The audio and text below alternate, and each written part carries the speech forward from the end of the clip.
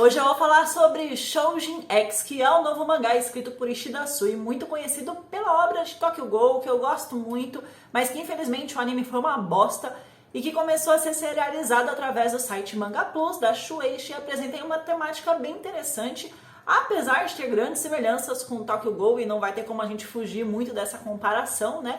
Mas ainda assim, Shojin X consegue trazer alguns contextos novos, algumas mensagens profundas, apesar de estar bem no comecinho ainda, aí acerca da natureza humana, das suas personalidades, enquanto apresenta algumas cenas que parecem que foram criadas no multiverso de uma mente cheia de drogas pesadíssimas.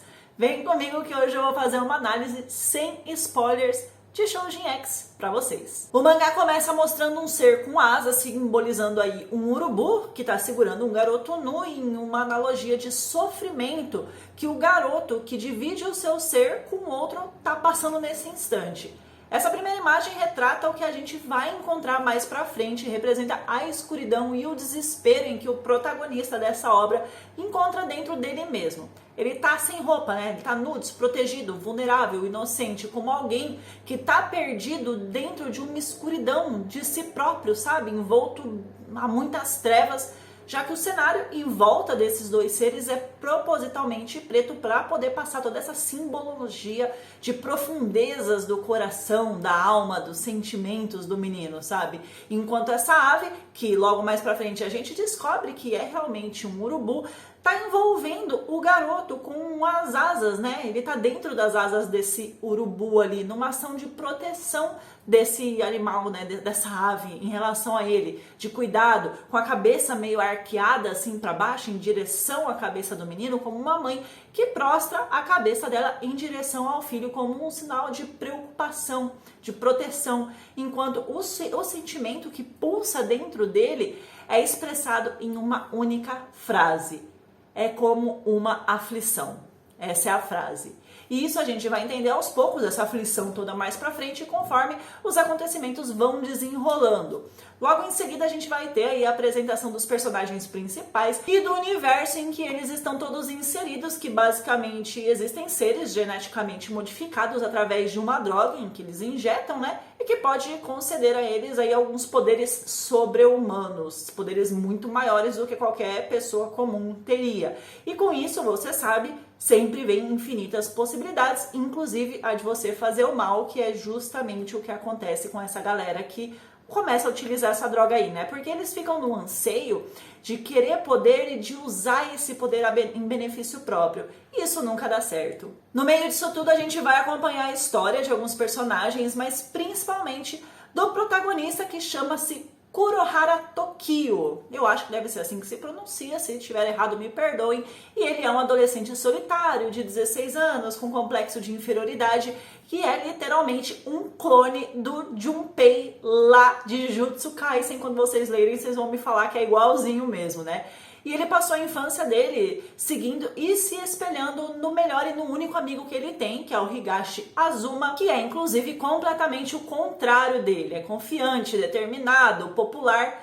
E o Tokio acaba acompanhando o Azuma, né, para poder ficar com as migalhas de atenção e de popularidade que podem eventualmente acabar recaindo sobre ele. E aqui a gente tem um reflexo de dois opostos, em que um é a imagem do sucesso total e o outro é o fracasso, que é algo que provavelmente vai ser usado para desenvolver mais para frente ambos os personagens, né, e futuramente trazendo traços de empatia para aquele que é sempre incrível em tudo, né, e uma força psicológica e uma transformação de arco positivo aí para aquele que é o fracassado, que no caso seria o nosso herói aqui, o protagonista. Os dois meninos juntos fazem alguns trabalhos voluntários de segurança pública, vamos dizer assim. Eles vão ajudando as pessoas que eventualmente estejam em situações de risco, sofrendo um assalto, coisas do tipo assim. Em uma determinada ocasião, o chefe de um grupo de bandidos decide se vingar deles dois, mas o cara é um desses shoujins, o que faz com que a luta, né, que acaba acontecendo entre eles fique completamente desproporcional.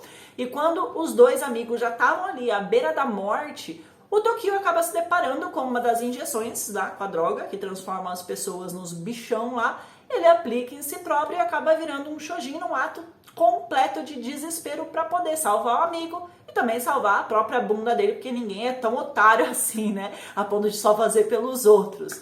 Então ele acaba virando um shojin bestial com aparência de urubu, o mesmo urubu que nos foi apresentado lá naquela primeira página que eu falei no comecinho do vídeo. Só que aqui a gente descobre que ele é o primeiro urubu emo da humanidade. Sim, ele é um urubu emo e você vai constatar isso com seus próprios olhos. E é nessa forma incrível que ele consegue salvar a vida dele e salvar a vida do ídolo dele, o Azuma. Acontece que por ele não ter instruções de como funcionam esses poderes, nessa transformação e tal, e ele ser também uma pessoa de psicológico mais fraco, e por ele não ser lá também um grande gênio, né? O Tokio não consegue voltar ao modo normal, né, modo ser humano, como os outros shoujins conseguem fazer. Então, ele vai precisar embarcar em uma jornada em que, ao mesmo tempo, ele aprende a usar e dominar esses novos poderes, e ele vai precisar também lidar com um conflito que surge entre ele e o Azuma, já que o Tokio é completamente dependente do amigo para poder tomar todas as decisões da sua vida, enquanto o Azuma, sempre tão forte, tão determinado, acaba enfrentando uma crise psicológica por não saber lidar com a culpa de ver ali o amigo ter sido transformado, né, naquele bichão só para poder salvar a sua vida. No meio desse rolo todo aí, o Tokio também vai precisar se defender de outros shoujins que vão aparecendo, que tentam capturar e matar ele. Então, assim, é bastante combate, a gente tem algumas cenas ali mais pesadas, né, de sangue e mortes mais tensas e tal, que vale a pena ver bastante por causa disso. E enquanto isso, a história também vai passando pra gente um panorama da vida de uma garota chamada Ellie, que em um acidente de avião acaba sendo transformada numa shoujin, e em determinado momento, logo após isso, ela acaba cruzando o caminho do Tokio para poder salvar ele, e é o que tudo indica até o 6º capítulo, né, que é onde o mangá tá no momento que eu estou gravando este vídeo, vai servir de base para o Tokio aprender a dominar os seus poderes. No meio disso tudo, a gente tem um pouco de fanservice, mas nada muito exagerado até agora. O que tem de exagerado, na verdade, são algumas situações bastante brisadas de homens vacas dirigindo motos numa versão Tokyo Revengers do multiverso noiado. Uma menina de mais ou menos 10 anos que consegue fugir dessas motos num trator, que eu não sei nem como as perninhas curtinhas dela alcançam o acelerador, mas beleza, não sou ninguém para poder contestar. Mas o mais incrível é que ela encontra esse trator no meio da cidade, ela consegue rampar com o trator assim, não sei, como se ele fosse super leve. Homem-herói com cara completamente quadrada e o nariz em forma de coração, que teoricamente é um homem bonito dentro da história, mas só lá mesmo dentro. E outras coisas muito esquisitas que acontecem por lá, e até homens vacas chovendo do céu. O começo da obra pode parecer um pouco confuso quando a gente começa a acompanhar, mas conforme os capítulos novos forem saindo, né, conforme eles foram saindo no caso, né, a gente conseguiu aí pegar o sentido de quase tudo, menos desses homens vacas que caíram do céu. Chuva de homens vacas. Mas a história tem um bom potencial de desenvolvimento e tem inclusive algumas metáforas filosóficas bem interessantes, como analogias entre animais e seres humanos, né? Em comparação, por exemplo, em que o Azuma seria um leão, já que ele é forte, imponente, enquanto o urubu, que é um animal que fica ao redor ali tentando roubar a presa, se contenta com os restos de carniça que sobram, que seria o Tokio. Então, eu acho que é uma obra bem interessante, que tem bastante coisa para poder entregar pra gente conforme for sendo desenvolvida e que vale a pena ficar de olho aí nos próximos meses. O mangá está sendo distribuído gratuitamente em português pelo site oficial da Shueisha, que eu vou deixar aqui na descrição para vocês poderem conferir depois, né? E aí, se vocês curtirem, vocês voltam aqui e me contam. Não tem uma periodicidade exata, já que o próprio Ishida havia anunciado que ele iria fazer esse mangá no tempo dele, sem pressa, sem pressão, além de que com a distribuição sendo direta pelo site, ele também tem uma maior liberdade criativa de poder fazer o que quiser, botar os elementos que ele quiser, coisa que ele não teria caso a obra fosse postada diretamente na revista, né, impressa na revista.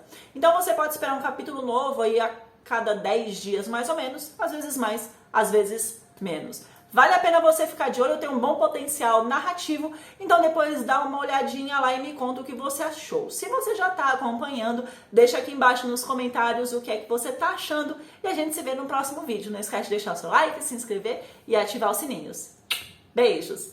Tchau!